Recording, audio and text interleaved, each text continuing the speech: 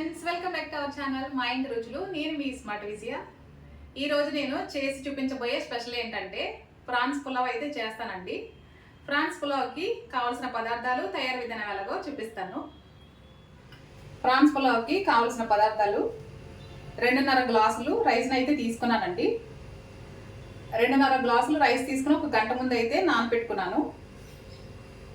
నానబెట్టుకుని water separate చేసి rice అయితే ఇలా పెట్టుకున్నానండి. 1 కేజీ రొయ్యలను అయితే క్లీన్ చేసి పెట్టుకున్నాను.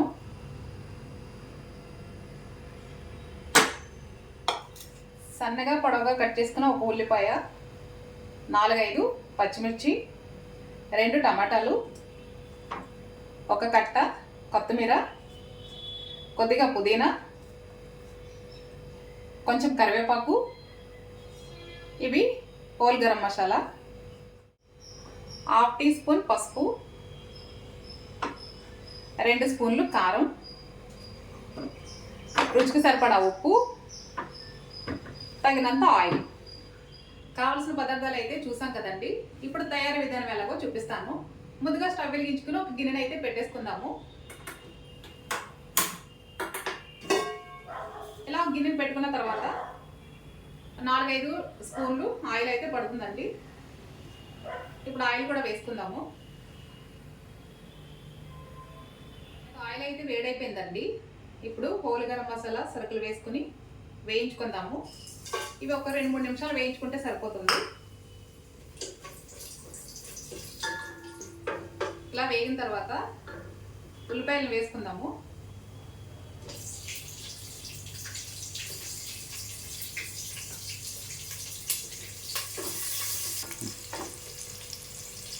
అలాగే పచ్చిమిర్చి,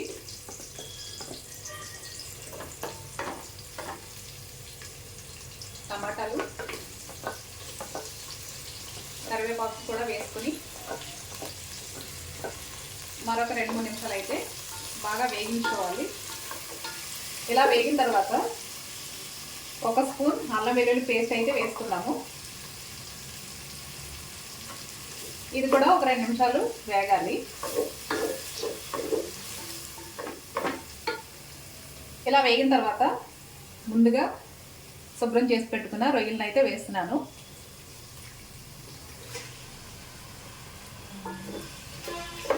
ఇలా రొయ్యలు వేసుకున్న తర్వాత ఒక 5 నిమిషాలు టైం అయితే పడుతుందండి. మూత పెట్టి ఒక 5 నిమిషాలు అయితే ఉడికించుకుందాము.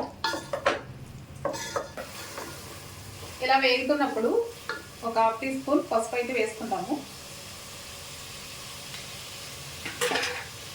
అలాగే 1 స్పూన్ కారం.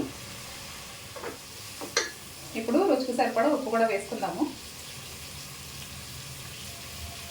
తర్వాత కావాలంటే చూసుకుని వేసుకోండి.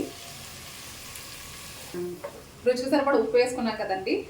ఇప్పుడు పుదీనా అలాగే కొత్తిమీర కూడా వేసుకుందాము.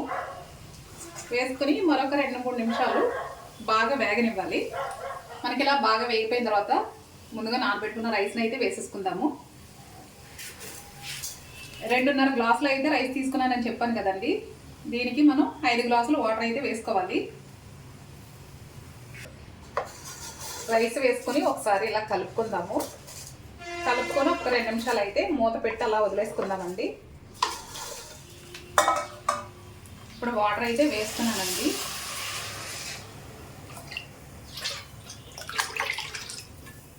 వాటర్ వేసుకున్న తర్వాత ఒకసారి ఇలా కలిపేసి మూత పెట్టేసుకుని ఒక పొంగు వచ్చిన తర్వాత సిమ్లో పెట్టేసుకుని ఒక 10 మినిట్స్ ఉడికించుకుంటే ఎంతో టేస్టీగా ఉండే ప్రాన్స్ పులావ్ అయితే రెడీ అయిపోతుందండి.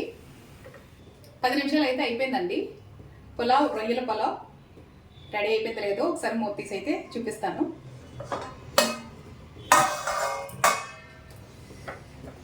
చూసారు కదండి, మనకి రొయ్యల పులావ్ అయితే రెడీ అయిపోయింది.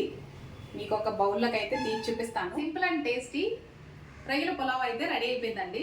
టేస్ట్ అయితే చాలా చాలా బాగుంటుంది. తప్పకుండా ఈ రెసిపీ మీరు కూడా ట్రై చేయండి. ట్రై చేసి ఎలా వచ్చిందో నాకు కామెంట్ చేయండి ఫ్రెండ్స్. అలాగే షేర్ చేయండి, లైక్ చేయండి. నా ఛానల్ ఫస్ట్ టైం చూసినట్లయితే సబ్స్క్రైబ్ చేయండి ఫ్రెండ్స్. బాయ్.